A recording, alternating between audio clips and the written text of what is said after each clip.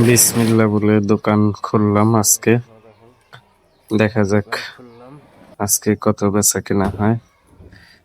দোকানটা ঝাড়ঝাপটা দিয়ে সবকিছু রেডি করে কিছু ওষুধ নিয়ে আসছিলাম, যেগুলো শর্ট ছিল সেগুলো নিয়ে আসলাম। এখন আস্তে আস্তে সেই সব ওষুধগুলো র্যাকে তুলবো। র্যাকে তোলা হয়ে গেলে তারপরে বসবো। তো আমি এক এক করে পলিথিনের ব্যাগ থেকে ওষুধগুলো নামাচ্ছি, দেখতেই পাচ্ছেন। তো সব ওষুধ একদিনে বিক্রি হবে না, 2-3 দিন সময় লাগবে। বেশ কিছু ওষুধ কিনে নিয়ে আসছি।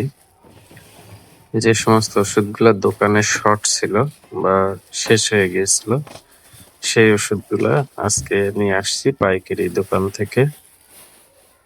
তো আমি সেগুলো সব বের করেছি এবং কিছু ওষুধ একটা প্যাকেটে ছিল, 1 পাতা 2 পাতা 3 পাতা করে, এরকম 3 পাতা ওষুধ নেই, 1 পাতা করে ওষুধই বেশি।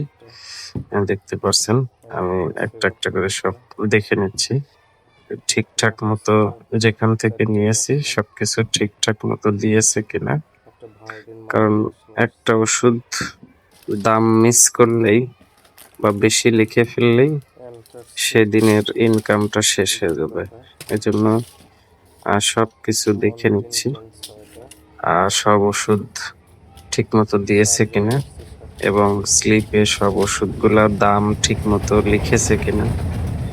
পাইকারি রেটে যে ওষুধ কিনি সেই কিনা পাইকারি রেটে কিনা দাম ধরছে কিনা সেগুলা দেখে নিচ্ছি। প্যাকেটের মধ্যে ওষুধগুলা ঠিক মতো আছে কিনা সেটাও দেখে নিচ্ছি।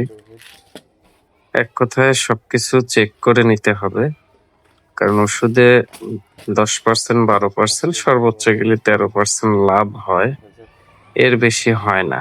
এজন্য ওষুধ পাইকারি কিনে নিয়ে আসতে গেলে অবশ্যই সবকিছু দেখে নিতে হবে।